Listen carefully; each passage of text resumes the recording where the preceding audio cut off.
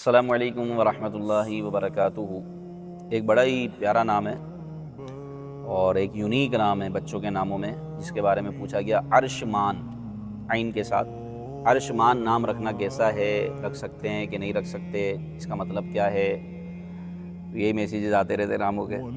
تو بہرحال عرشمان نام رکھنا یہ دو لفظوں کو ملا کر ایک نام بنا ہے۔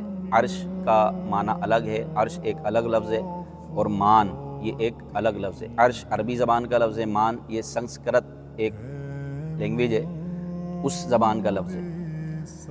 تو عرش مان، عرش کا مطلب تو ہوتا ہے تخت، سریر یعنی تخت، اور چارپائی یا جس تخت پر بیٹھ کر بادشاہ حکم چلائے اس کو بھی عرش کہا جاتا ہے۔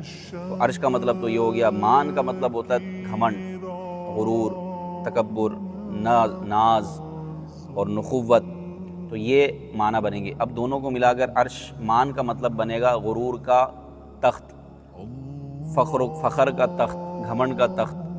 تو چونکہ معنی اس کے مناسب نہیں ہے، اس میں تعلی پائی جا رہی ہے، خود پسندی کا ایک عنصر پایا جا رہا ہے اور خود کو بلند کرنے کا معنی پایا جا رہا ہے۔ تو عرش مان معنی اس کے بہتر نہیں ہے، غرور و تکبر کی طرف اس کے معنی جا رہے ہیں۔ تو بہتر یہ ہے کہ کوئی دوسرا نام منتخب کیا جائے، اسلامی نام رکھیں۔